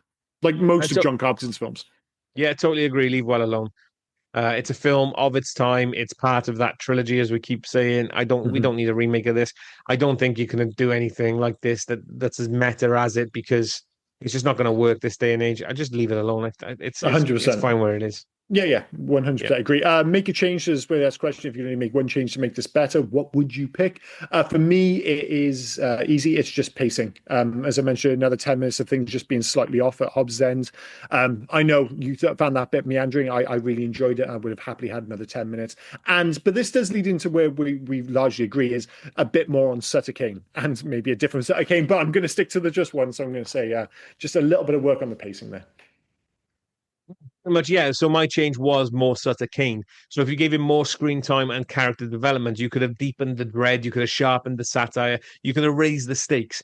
Like I already said, you can imagine a scene where Kane reads his own work aloud and the reality kind of warps around him, Yeah, or even a flashback to his rise as a cult figure, because they're hinting in this film, like what came first, the man or or the the town, I old gods guess. kind. Yeah. So did everything come into existence because he wrote it, or because he wrote it and so many people read it? Did Mhm. they then make their own religion around it, and that's what gave it power? Do you Yeah, know? yeah. So more of him, really. A bit of the chicken and the egg stuff, I suppose. But yeah. It fundamentally, we're just saying like this is a 95-minute movie, which we largely celebrate, and it's still a fantastic movie. But this is one where you just think there's a period in the film where like you could have given it a little bit of time to breathe, Yeah. perhaps. Best and Ooh, worst of I IMDb. won. Oh, sorry, I'm jumping ahead. Go on. No, no, Oh no, jump. actually, it's video games. We've kind I of was gonna already say I covered this. wonder what video game we're gonna pick. I know it's ridiculous. I mean, I mentioned, like hints of Konami Silent Hill, but the only answer is Alan Wake, which is basically their version of this movie in Alan many respects. Alan Wake 2, to be specific, I Alan think. Wake, I mean, you could say Yeah. both of them, and I love Alan Wake and Alan Wake 2. They're two of my Oh, I favorite do. games I of all do. time. Yeah. But Alan Wake 2, the sections with Alan Wake, as you say, where he's writing in that room in particular, very much has a hint of Sutter Kane writing in the church. But yeah, it's the answer is you get Remedy Entertainment to make you just do an Alan Wake story which hints at this story specifically, and it wouldn't feel out of place at all. So, and Remedy, because they're not publicly owned. Is that the correct way of putting it? Or privately owned, whatever the case is, they can just do their own shit as long as they're making enough Yeah. money to keep the lights on. So if they felt the need to do it, and maybe they often do pretty strange DLC. So I said they've already done two DLCs, which I haven't played yet because I haven't finished the game. What's wrong with a crossover, a Mouth of Madness DLC? that'd be so fucking cool. Like, yeah, more Lovecraft stuff. It totally fits into that world. So, yeah, there is only one answer, and unsurprisingly, it's Alan Wake. So, I think Yeah. we can move on from there. In terms of best and worst of IMDb, it's where we pick a random 1 star and 10 star review for the film. I can't imagine this film's got tons of reviews. Under 100? No, you'd be Oh, wrong. 220 then. I'm going to go right the other way. No, More? 359. Wowzers, man. Maybe Yeah. I'm just totally under a bit. Like, maybe this one's just much more popular than I imagined. Yeah, that is a lot. I can't imagine there's too many 1 star reviews for this fucking movie. Go 10 Um, stars first. We always go 10 oh, stars 10 first. star. My apologies. I can imagine there are quite a few of those. I'm going to say, wow, are that many? 41? 67. 67. That's a lot. A lot Yeah. of people fucking love this Yeah. film, man. So this one was written in September 2009, titled Pure Genius. Freakiest thing I've ever seen, but still made me laugh somehow. I don't want to spoil anything, so I'll keep this short. It's about an insurance investigator who seeks out to find a famous horror writer after his books seem to have a very odd effect on his readers, only to actually find a village in his novels. Suddenly, it seems like his books are coming true. Now, I'll stop there and leave the rest for you to see. The movie is both a tribute to the genre and maybe a slight parody, and literally an existentialism story. You know what I mean when you finish the movie. This movie is scary, horrifying, intelligent, well written, well acted, and also somehow a bit funny. Warning, this is not for the light-hearted, freakiest thing I've ever seen, but still made me laugh somehow. I can only say in conclusion, watch it. Now, what I will say, and I've mentioned this film twice, I wish we had it in the UK again. I might have to lend you my DVD if I can find it. He says this is the freakiest thing he's ever seen. And Mhm. I argue that he hasn't seen Faust, Love of the Damned. Because There are there are freakier movies. Like this is a strange movie. There are definitely like he's overplaying it a little bit, like the yeah, freakiest thing he's ever seen. It's not the freakiest film I've ever seen, but it is a really. I do agree with a lot of what he said though in that review. In fairness, yeah, and I suspect a lot of people who have written 10-star reviews probably mirror exactly what he said I there. think so, yeah. One star review is going to be really interesting. I mean, even out of 300, I can't imagine there's many. 12? Seven. Dude, I was gonna say, I swear, I was gonna say seven, and I bottled it. I was like, "There's like 300 plus reviews. There's gonna be a few more." It's still pretty close to 12. Yeah. So this was written in January 2019, titled "Still in my top five worst movies I've ever watched." Wow. There are people that actually like this dumpster fire. I do not Yeah. do reviews, but when I saw that this movie had over 7 stars, I felt the need to warn people. This movie was an utter bomb. It lost money by a lot. And while that isn't enough to prove it's a bad movie, it should be enough to get people wondering why it bombed so badly. It is the only movie I've ever seen at a theater where the entire audience groaned at the ending. Everyone continued griping and complaining about it all the way out of the building. It is also the only movie I've ever seen in a theater that was pulled in less than a week. There is a strong contingent, especially among horror fans, that seem to enjoy horrible endings simply because they are horrible. From the positive postings on this movie, it appears that all of them fit into that category. If you are not one of them, I strongly suggest you find something more entertaining to do, such as gouging your eyeballs out with a drill. Wowzers, man. And Uh, this idea uh, that he's sitting in a cinema and I was like, I fucking hate this film. I'm just not buying it at all. And the ending's brilliant, as we've already suggested. I mean, Again, it's not for everyone, but it sounds like the weird thing is, it sounds like he's a horror fan. yeah. You think there'd I be mean, something for you to grasp out? Like, if it doesn't like completely work for you, fair enough. But to like complete, like to say this is one of the five worst films he's ever seen, give me a fucking break, man. That's I'm insane. I'm the guy that went to the cinema to watch House on Haunted Hill, the remake. Well, You someone know? had to. Someone Yeah, had I to. know. It's Yeah, a shame. You should have just watched it. I think the original is actually on Amazon at the moment, which is quite yeah. fun. I mean, it's a They 50s made a film, so I sequel enjoyed. to that fucking film.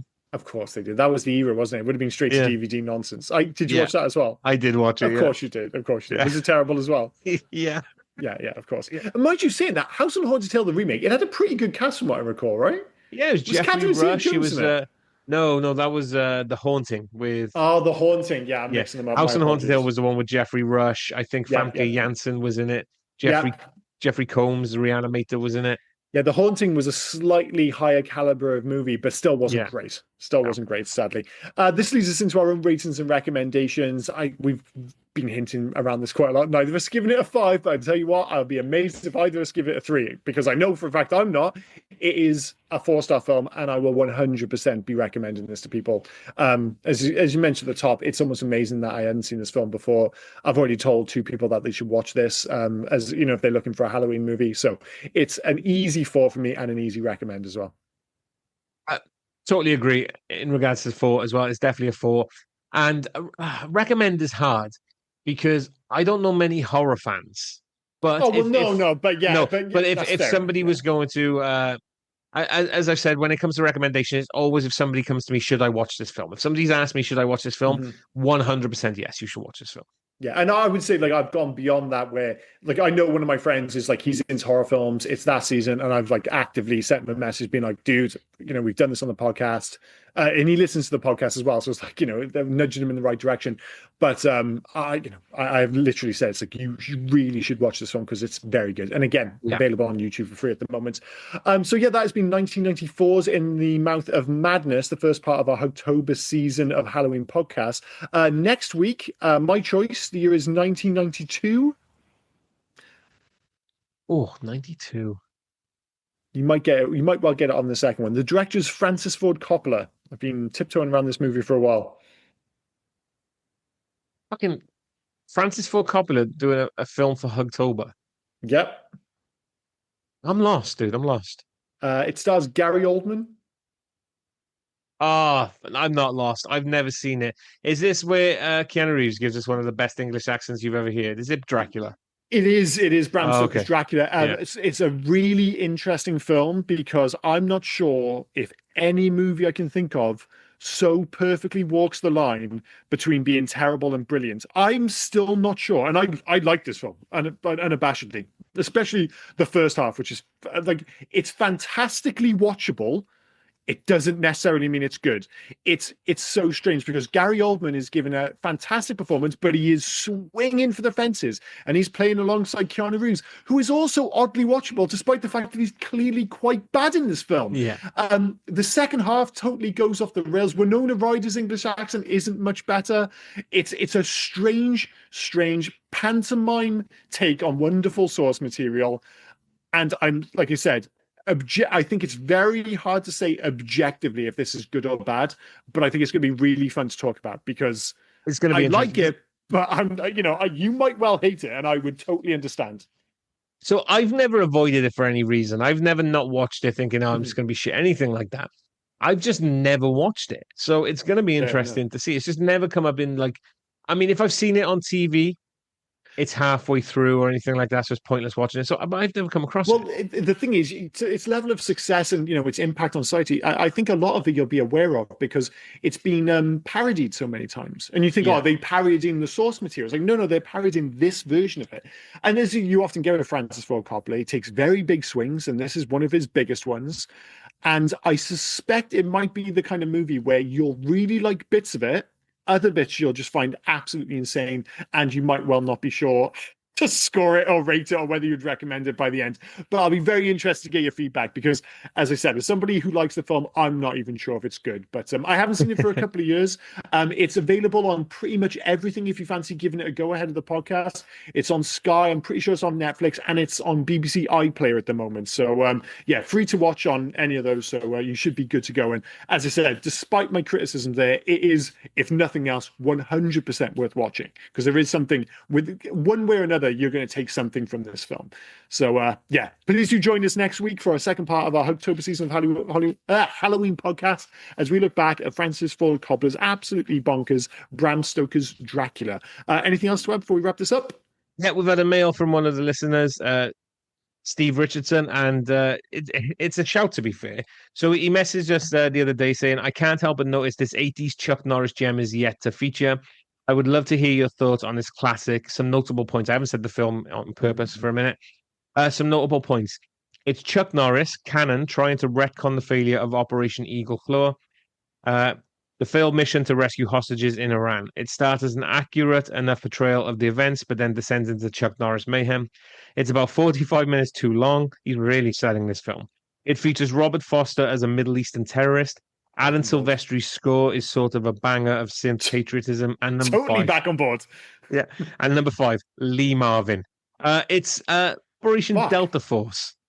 Well, I mean, I gotta be honest, I am bang on board for this because bizarrely, despite my love of 80s movies and 80s action movies, I have never seen one of Chuck Norris's movies ever. Ever. You ready? You ready? Yeah. I've seen Chuck Norris films. I've never seen Delta Force. So the Chuck Yeah. Norris films that I have seen randomly are like sidekicks. That's the film because I was saying yeah. I was talking to my wife about this recently. Chuck Norris came up, and I was like, I'm pretty sure when I say I haven't seen a Chuck Norris film, I haven't seen like a traditional Chuck Norris film. So Yeah, I've yeah. seen him in like was he in Enter the Dragon or Big Boss? I can't remember. He was in one of those. In one of the Bruce Lee films. Yeah. And he had a brief cameo, and I think it was The Expendables 3. And I have seen Sidekicks back in the day where he teaches those three kids. And is that the one where he's playing himself? He's playing himself, and the Yeah. kid's hallucinating that Chuck Norris is his best friend.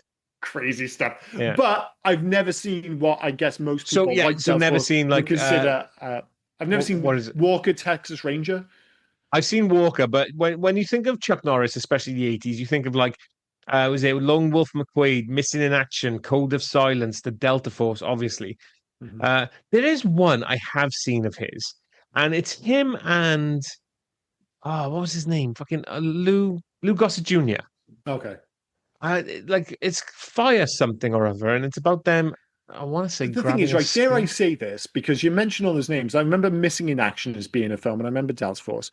But, and again, correct me if I'm off the mark here, but for one reason or another, Chuck Norris just wasn't a big deal in the UK. Certainly when I was growing up, everyone obviously knew Schwarzenegger and they knew Bruce Willis and they knew Stallone, but everyone knew like the level players, like fucking Jean-Claude Van Damme and all those guys. I don't know anyone who really watched a lot of Chuck Norris films, and I think part of it might be that like Walker Texas Ranger was such a big deal in America. I think that kind of made him a household name, but that never really played over here. Like, I'm sure it showed on one channel or another, but I can't remember ever speaking to anyone going, oh, yeah, I totally watched Walker, Texas Ranger. Yeah, so Chuck Norris was so I watched Walker, Texas Ranger. Mm-hmm. My dad was a fan. But I never, Chuck Norris films, they weren't ones that were rented for me when I was growing up. Like, obviously Van Damme, I remember in the video store. They all kind of overlook them. I do remember Chuck Norris films in the video store. I remember the actual section, like the action thing, and you had like Missing in Action, you had Delta Force, you had all of them. The one I'm thinking of with Chuck Norris and Lou Gossett Jr. was Firewalker. Was weird because every time I try and imagine one of his movies, it's like I must have seen one of them on a VHS back in the day. I just keep thinking of Iron Eagle. I just imagine him on the poster, but it's like it's not him. I'm just making that up. So I've got to say, right, because I kind of want to watch Firewalker just for the plot synopsis alone. Think Indiana Jones meets buddy cop banter. Norris and Gossett Jr. play fortune hunters chasing down a mythical treasure in Central America, dodging curses, mercenaries, and mystical mayhem. What's that movie called? We will cover Operation Operation Delta Force, but I kind of want to watch Firewalker now. I just want to see the poster to see if. Oh, yeah. I totally remember the poster. Yeah, of course, with Lou Gossett Jr. This is bizarre that I just kept going to Iron Eagle. 8% on Rotten Tomatoes. Not great. It's not going to be good. So the other one was, the one we're actually going to cover is, what's it called again? Operation Delta Force. Oh, Delta Force, of course. Don't get it confused with a film called Delta Farce, which is a real film. Well, there's a video game called Delta Force, actually. Delta Force, the Delta Force, 15% Rotten Tomatoes, not great again with Lee Marvin. Yeah, fair play. Is it? Why did they? It has to be Operation Delta Force. I always remember it as Operation Delta Force, but maybe I got it. The poster just says the Delta Force, but the Delta Force, maybe it is. 4 years later, you had Delta Force 2. Of course. Well, we can go down that rabbit hole when we get around to it. But we're going to have to get to our horror season first. And we do have Christmas season in the post as well. But yes, first things first, Bram Stoker's Dracula. But thank you for writing in. And we will cover Delta Force in the not too distant future. So yeah, thanks for that. If there's nothing else, I've been Liam. He's been Rob. And you have been listening to the Here Goes podcast. Cheers, guys. Bye-bye. Cheers, guys. Bye now. Oh, and before I forget, where can folk reach us if they were so inclined to? Well, you can actually reach us on Hey You Guys 80s at Facebook, Instagram, and on Twitter. But if you want to send us a mail, do heyyouguys80s@gmail.com. Send us in your recommendations. Send us in your thoughts about any of the episodes. Just literally talk to us. We'll have a one-sided talk with you on the podcast. Yeah. We're nice folk. Get in touch. But no, cheers, guys. Bye-bye. Cheers, guys. Bye now. Hey, you guys!